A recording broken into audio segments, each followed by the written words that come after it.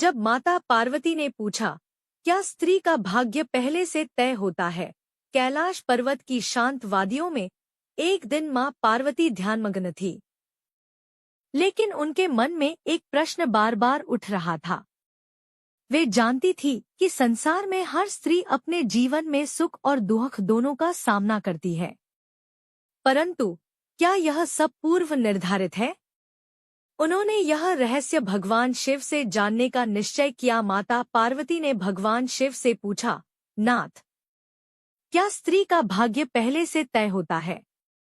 क्या उसे जो दुख या सुख मिलता है वह पहले से लिखा गया होता है? शिवजी मुस्कराए और गंभीर स्वर में बोले, देवी, भाग्य कभी भी केवल जन्म से तय नहीं होता। भाग्य दो बातों से बनता है, एक उसके पूर्व जन्म के कर्मों से और दूसरा इस जन्म में उसके विचार, उसकी नीयत और उसकी नारी शक्ति से। एक समय की बात है, एक स्त्री थी अन्विता। वह बचपन से ही साध्वी स्वभाव की थी।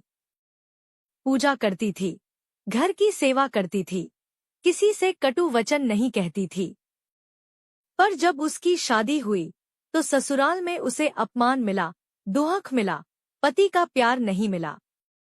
फिर भी वह मुस्कराती रही, माँ की तरह पूरे घर की सेवा करती रही। लोगों ने कहा, यह तो उसका दुर्भाग्य है, लेकिन एक दिन कुछ बदल गया। उसके ससुराल में एक साधु आया। अन्विता ने उसकी सेवा की। साधु ने प्रसन्न होकर कहा, बेटी, तू कोई साधारण स्त्री नहीं है। तेरी सेवा में स्वयं देवता प्रसन्न है।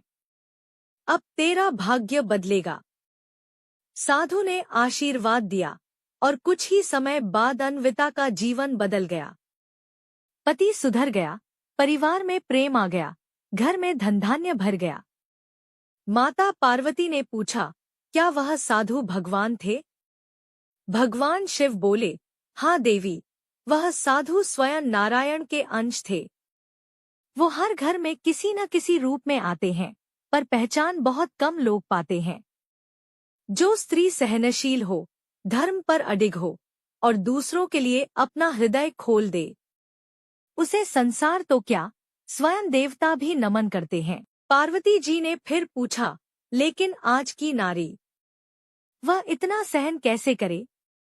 शिवजी बोले, देवी, सहन करने का अर्थ यह नहीं कि वह अन्याय सहे, बल्कि वह अपना धर्म निभाते हुए आत्मबल और विवेक से काम ले। आज की नारी को चाहिए कि वह अपने आत्मसम्मान को बनाए रखे, अपने भीतर की मां शक्ति को पहचाने और जब आवश्यक हो तो अन्याय के विरुद्ध आवाज उठाए। भगवान शिव बोले, देवी, स्त्री का भाग्य अगर पूर्व जन्म से लिखा हो तो भी वह अपने वर्तमान कर्मों से उसे बदल सकती है। हर स्त्री के भीतर माँ दुर्गा, माँ सरस्वती और माँ लक्ष्मी तीनों का वास है। जो अपने भीतर की शक्ति को पहचान लेती है, वह न केवल अपने भाग्य को बदल देती है, बल्कि पूरे वंश का भाग्य बदल देती है। स्त्री का भाग्य स्थिर नहीं होता। वह अपने विचार, कर्म और संकल्प से उसे नई दिशा दे सकती है। यदि वह सच्चाई, सेवा और आत्मसम्मान से जिए तो उसे कोई भी दुर्भाग्य नहीं रोक सकता। अगर आपको ये कथा प्रेरणादायक लगी हो तो कमेंट में हर स्त्री देवी है जरूर लिखें और ऐसी ही दिव्य कथाओं के लिए चैनल को सब्सक्राइब करें।